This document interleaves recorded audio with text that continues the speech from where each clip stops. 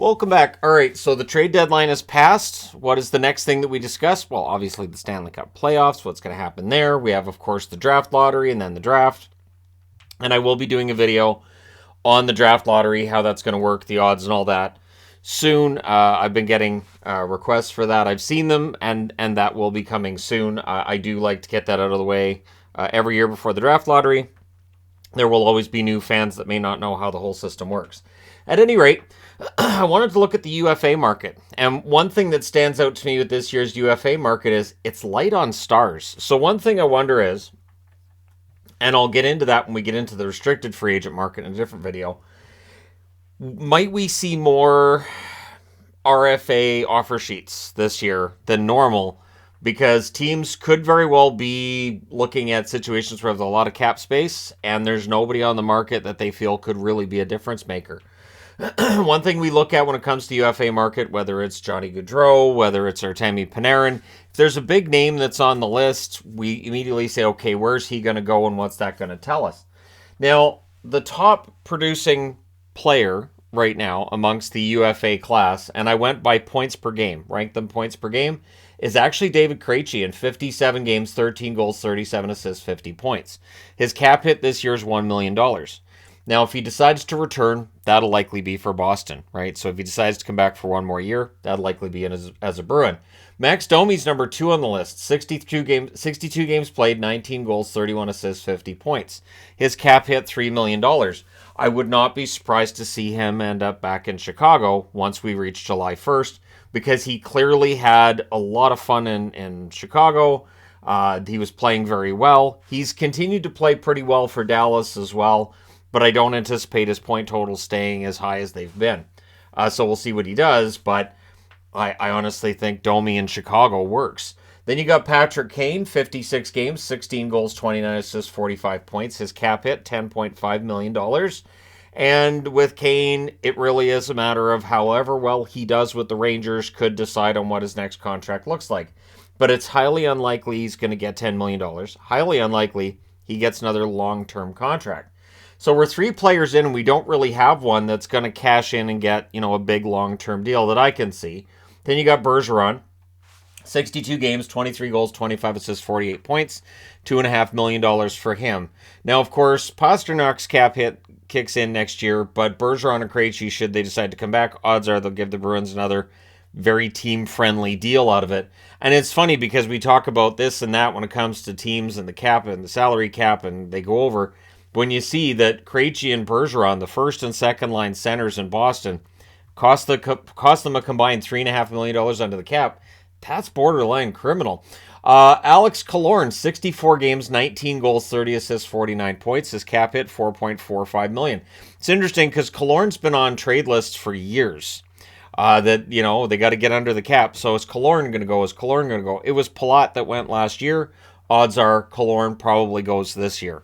So they held on to him at the deadline. They didn't decide to move him, and probably rightfully so. I don't know how much you would have gotten for Killorn at the deadline. Again, a lot of teams up against the cap, and Tampa Bay wanting to go for it again. So they'll risk losing him without getting any return. But Killorn's a good 20, 25 goal scorer, but I don't think he gets an 8-year contract either. Then you got Vlad Tarasenko, 50 games, 14 goals, 24 assists, 38 points. $7.5 million is cap hit. It's been a very up and down season for him. At times he looks very effective, and at other times not as much. That was the case in St. Louis. That seems to be the case with the Rangers as well. And so Tarasenko, I don't see him as being somebody who's going to generate, $10 million a year kind of buzz either. Sean Monahan, just the 25 games played this year.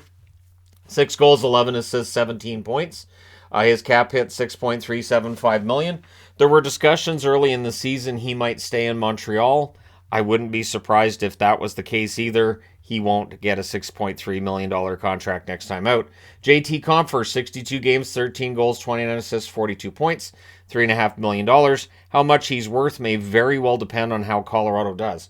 In the event Colorado loses in the playoffs and it's seen that a depth down the middle issue is their problem, if that somehow reflects on Compher, it might limit how much more he's going to make. He probably gets a raise above that $3.5 million, though, because the cap's going to go up moderately, but it's going to go up.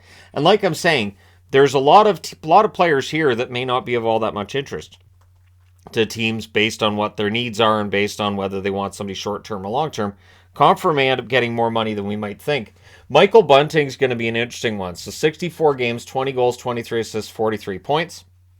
His cap hit's $950,000. Bunting's going to make some money. I think Bunting could end up in the $4 to $5 million range. Again, based on where this group is and the fact that, if Krejci comes back, it'll be with Boston. Bergeron, he'll stay in Boston. Who knows what's going to happen with Kane? Domi probably warrants a 1 or maybe a 2-year deal. So there's not a lot here. Bunting may very well be a guy who gets looked at and they say, you know what? There's more potential there for that continued scoring. Domi may very well be one that guys look at, but the fact that he's had so many stops already may be seen as a bit of a red flag, whereas Bunting's only with his second team. Jason Zucker, 59 games, 21 goals, 18 assists, 39 points. His cap hit's $5.5 million. Odds are he probably gets around the same, but again, if the biggest name on day one of free agency is, hey, look where Zucker goes, that will say a lot about the class. Shane Gostisbehere, 55 games, 12 goals, 23 assists, 35 points. His cap hit $4.5 million. Ghost has been very good. Watch him end up back with Philly. Watch them turn around and bring him back. But at any rate, I think Gostisbehere is only going to see his value go up as his time in Carolina goes on, because he's been very effective in Arizona. Just people aren't paying that much attention to Arizona.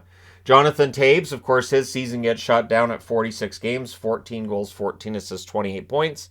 His cap hit $10.5 million, and we'll see whether or not his career continues beyond this year, right?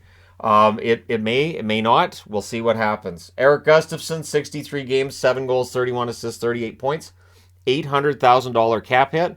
The interesting part with Gustafsson, too, is that this is clearly a career year offensively for him.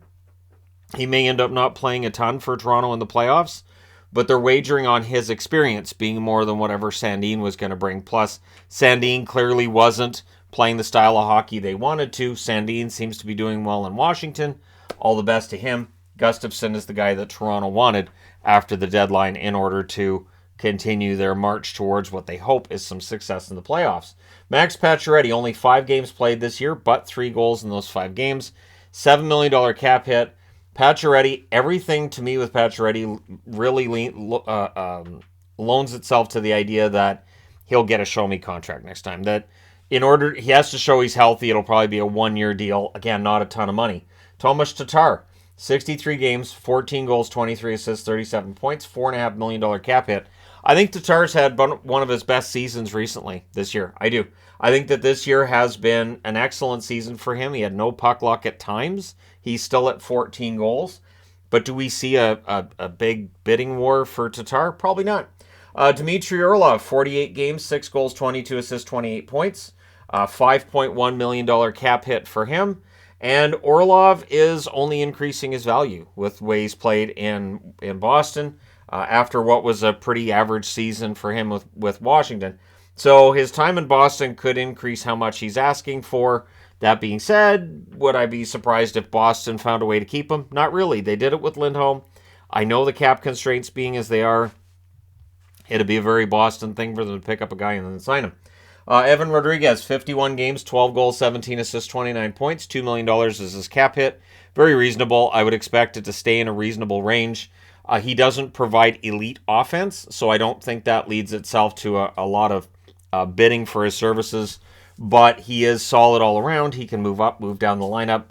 I think there'll be some demand. He may get more than that, $2 million, but I don't think it's a long-term contract there. Jonathan Drouin, 41 games, 1 goal, 21 assists, 22 points. Cap hit $5.5 million. Montreal, I don't think Drouin stays there, but again, probably be maybe a 2, maybe a 3-year deal at most. Maybe it's a 1 year for him. James Van Riemsdyk, 43 games, 9 goals, 14 assists, 23 points. Still of the Philadelphia Flyers. $7 million cap hit for him. And again, would there be a long-term contract there? Nope, not likely. Ivan Barbashev might. Ivan Barbashev might be a guy who gets a big contract. 64 games, 12 goals, 22 assists, 34 points. $2.25 million cap hit. Now, if he continues to play as well for Vegas as he has, I wouldn't rule out Vegas trying to keep him. Vegas is never shy about trying to keep players.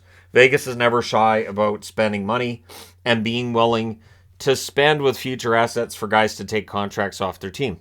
So this I would not be surprised to see continue beyond the rental stage, and Barbashev stay there should he continue to be an effective forward for the Vegas Golden Knights.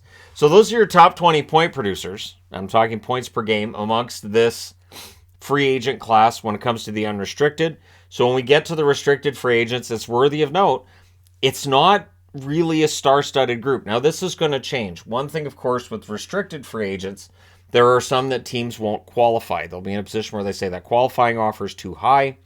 They will decline to qualify the player, and that player will then become an unrestricted free agent. An example from last season was Anaheim with Sonny Milano. You don't qualify the player, he then hits the market. You get no compensation back when somebody signs him. So this is the group right now. That group may very well change before July the 1st. But again, I don't see a really big name not getting a qualifying offer and ending up on the market. This may help teams that are trying to move guys as well who have some term left, where a team might look at the free agent market and say, I'm not enamored with these guys. I may take that contract off that team's hands because I feel like that player can help us. And we've saved money because we didn't really jump into the market. Then you get to goaltenders. And again, there's a couple interesting names here. But if you're looking for an undisputed starter, it's light on those. So you've got Martin Jones, a record of 24-10-3, an .888 save percentage for Seattle. His cap hit $2 million. Probably sticks around. Probably best as a 1A, 1B option where he's not going to be the starter. But his win-loss record, pretty good this year. That's going to attract some interest. Again, probably not a long-term contract. Tristan Jarry might attract a long-term contract. He has to be healthy between now and the end of the season. And then should Pittsburgh make the playoffs, which they honestly should, his performance in said playoffs could decide how much money he's worth. 19-7-1 record, .914 save percentage. His cap hits $3.5 million. I wouldn't be surprised to see it end up at $5 million or $5 million plus next time out.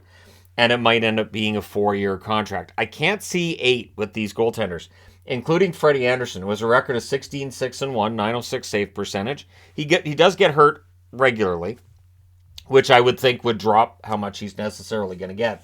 His cap hit, $4.5 million. He'll probably land about that same amount again. Wouldn't be surprised if Carolina kept him.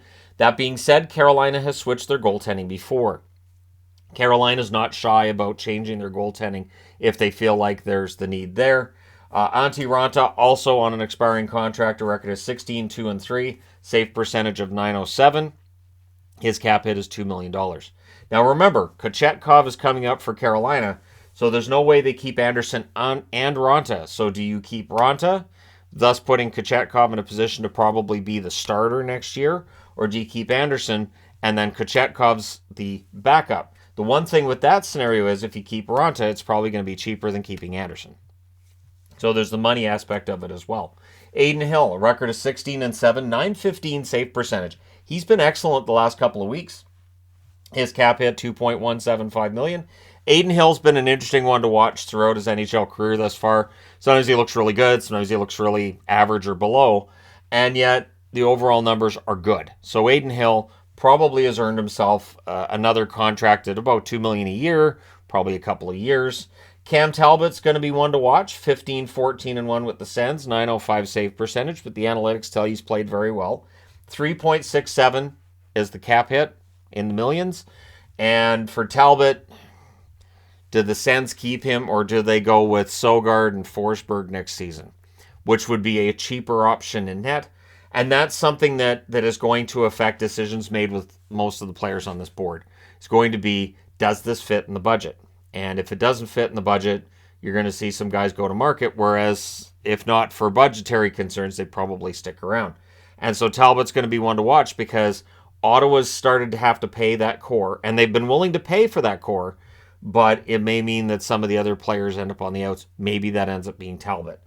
Jonathan Quick, 12-13-1 in the season, .877 save percentage. It is still weird to see the Vegas Golden Knights logo next to his name.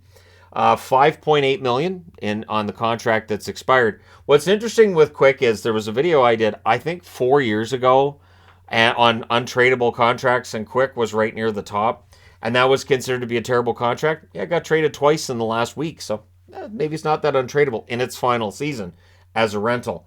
I think this is probably Jonathan Quick's swan song. I'd be kind of surprised if he comes back next season. And so, it's going to depend again. How does he do with Vegas, and how does he feel after? Does he feel like he's done, or does he feel like he has more to offer? If he feels like he has more to offer, a team will likely give him a chance, but it's not going to be at $5.8 million. Jonas Korpisalo, weird to see him with the Kings logo too. 12-11 is his record, 912 save percentage, $1.3 million cap hit. Korpisalo will stick around. Korpisalo will get more than that $1.3 million based on this season. And again, if LA goes on a nice run, Korpisalo could cash in. If LA's out early in the first round, that could affect his value on the market. Especially if it's seen that goaltending was part of what let the Kings down. Semyon Varlamov, one of the more interesting names on the board too. 11-7-2, 914 save percentage. $5 million is his cap hit. Again, when you're talking about the Islanders, you're talking about a team that hasn't been shy about switching goalies when they need to. And so I wouldn't be surprised to see Varlamov hit the market, and then the Islanders go out and look for another backup. When Varlamov came in, he was replacing Leonard, which was seen as a risk, but Varlamov's worked out. So let's say next year it's Sorokin and Raanta, or Sorokin and Jones. It doesn't matter, because the Islanders make goaltenders better. They just make their numbers better. And so Varlamov hitting the market this summer. I don't think there's a big contract there, but for a team looking for a backup, we'll see. James Reimer, 10-16-2 on the season with San Jose. The .895 save percentage, it's about right. And the funny thing with Reimer is he can look fantastic in one game, very average the next, and you never really know what you're going to get with him. Now, his cap hit at $2.25 million is decent. I think if San Jose could have traded him at the deadline, they probably would have, because it's an expiring contract. You've got Kakin in there, who they may or may not see as being the next starter, but at the very least, for San Jose, it does appear that this rebuild likely not over next season. So I don't know that Reimer necessarily goes back. It's all about how happy he is and how happy San Jose is to have him at the guarding the goal for them. So there's 30 players, 20 skaters, 10 goaltenders, and it really shows that there are some interesting names. There are some guys that we all recognize who they are, but is there a real big difference maker? Is there a player we look at right now and say, man, he could make a huge difference on a new team? Like that feeling we had last year with Johnny Gaudreau. It did make a difference for Columbus. You can't say it didn't. But there's a lot of reasons why things fell apart in Columbus. We'll get into that when after the season's done and I do my series of videos on how teams miss the playoffs. Columbus is going to be an interesting entry.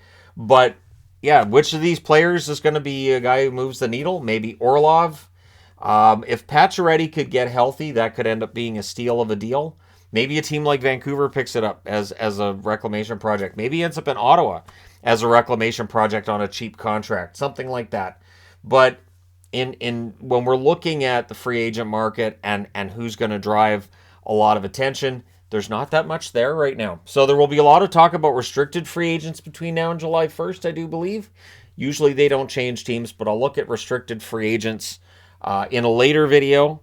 And I should also in that video talk about teams that have cap space for next year that might be tempted to pull the idea of pull it off, the idea that they're going to use that draft capital they may have if you need to use a first, second, and a third for an offer to try to pull a player off another team, and they may be tempted to do so because of what's on the board here. There may not be that difference maker on the free agent market, the unrestricted variety anyways, so go to the restricted free agent market, put in an offer, and try to steal a player. Let me know your thoughts in the comment section below as always. Don't forget to hit like and subscribe if you're browsing your way through, you just happened upon this video. Thank you guys so much for watching, for all your support. I will talk to you again soon.